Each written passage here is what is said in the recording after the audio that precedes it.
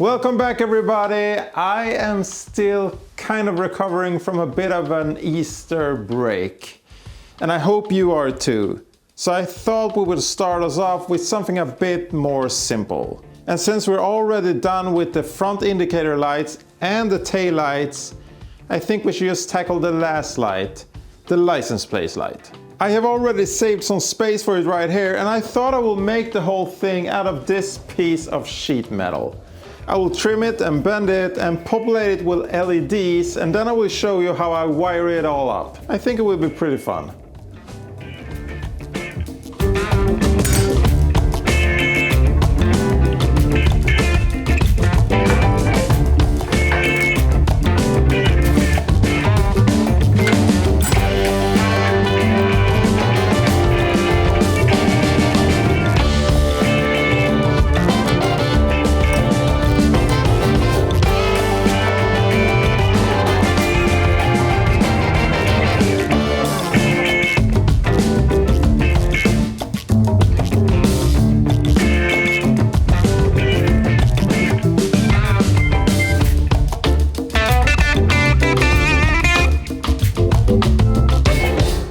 Okay, slight change of plan.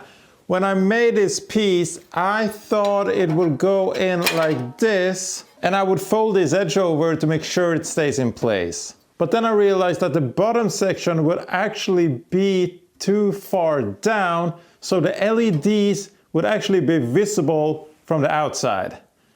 And that is unacceptable. But then I realized if I take this piece and flip it around, that will give me more space for the LEDs and they won't be visible from the outside. So now we just need to trim it down a bit and come up with some brackets to keep it in place. Then we can start with the LEDs.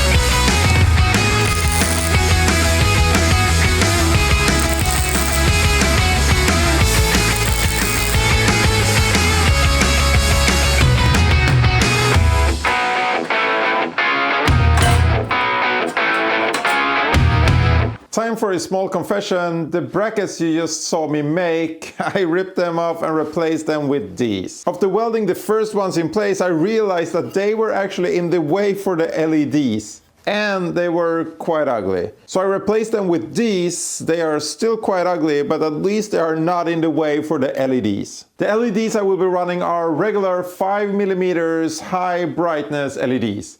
The same ones I used in my taillight, but white of course. Since this light is so simple, I won't make a custom PCB. I will use something called point-to-point. And that is basically you take one component and the other component and you weld them together. I will be running 4 LEDs in groups of 2. And if you watch my taillight video, you already know why we are putting them in groups.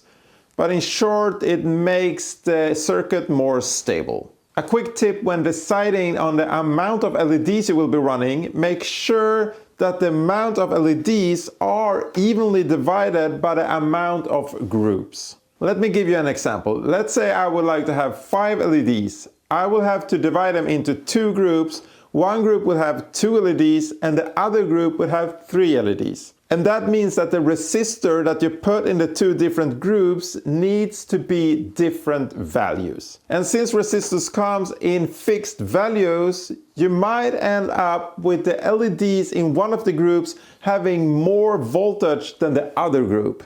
And that will mean that one of the groups will be dimmer than the other one. And the difference might be so small that you won't notice it, but you might actually notice it. And I think that just looks bad. So to be on the safe side, make sure that the amount of LEDs are evenly divided by the amount of groups. Anyways, I will drill some holes into this and probably put some paint on it as well. I will see you back at the desk for some soldering action.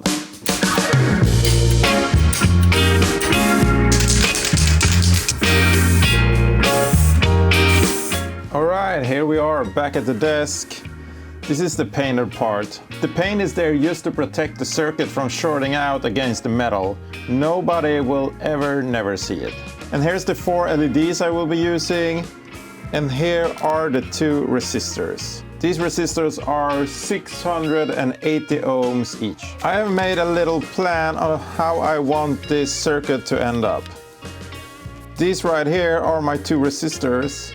And these are my 4 LEDs. And these black spots just indicates where I want to connect my wires. Since an LED is actually a diode, it can only pass through current in one direction. And that means that it has a positive and a negative leg. In geek speak, those are called anode and cathode.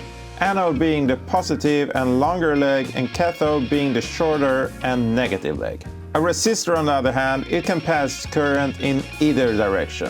I will just put this plan over here and I think we can start building. I will start with the far left diode. I think that is easiest. You can see right here that this is the positive rail, and that means that the positive or longer leg needs to be on the near side of the circuit. I will just bend it.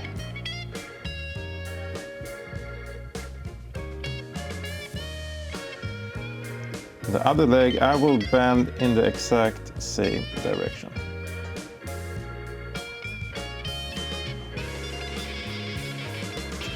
There we go. Our first LED is in place. Now for the second LED, since these legs are a bit too short, I think I will need to put these legs in this direction as well. Well, here it would actually be the negative leg going to the positive leg on the first diode.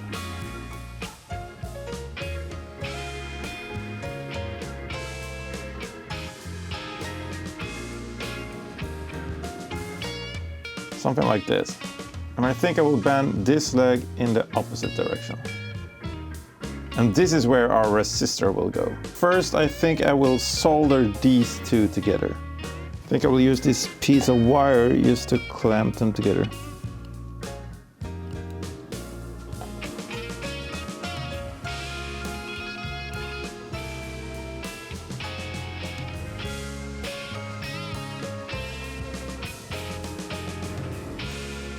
There we go. First part completed. I think I will go ahead and replicate the exact same thing on the other side. Alright, the other side is ready, and I have also shortened these legs to prepare them for the resistors. And I thought I will just put the resistors together like this and tie them together. Of course, a bit of solder.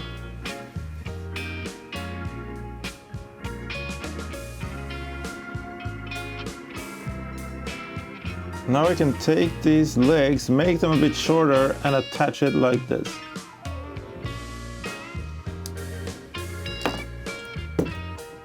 I'm using a helping hand to keep the resistors in place.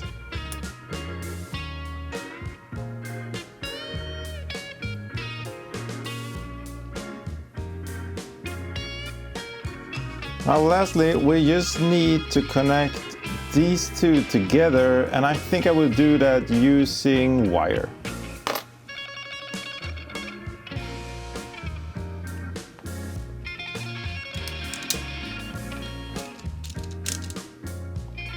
A neat thing with this kind of wire stripper is that you can actually strip in the middle of a wire. That is pretty sweet. This will go like this. And in the middle I will have one more wire that I will hook up to the battery.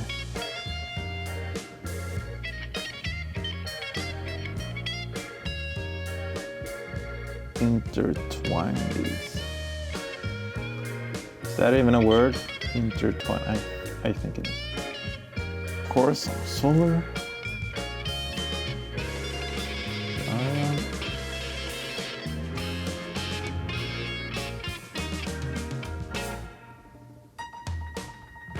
I have this red wire that will be the positive wire.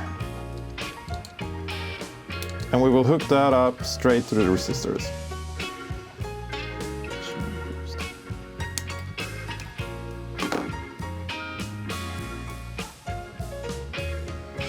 Now we should be able to hook this up to a 12-volt system, and these LEDs should light up. We'll see, we'll see. Maybe there will be magic smoke.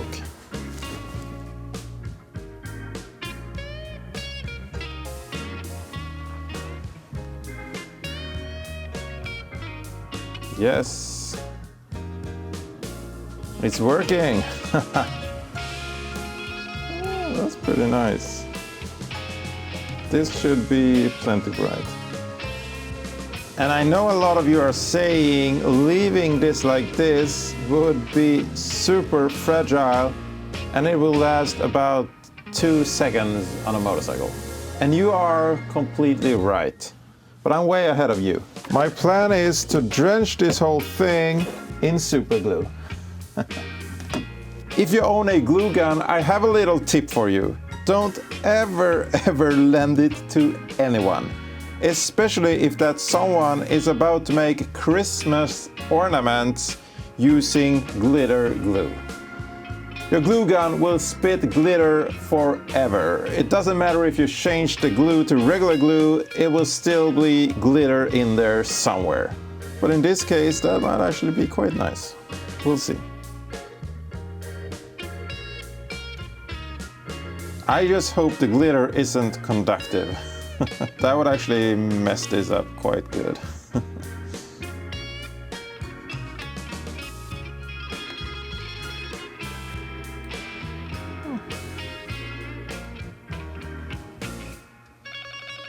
All right, I will just keep gluing this and I will see you back in the garage.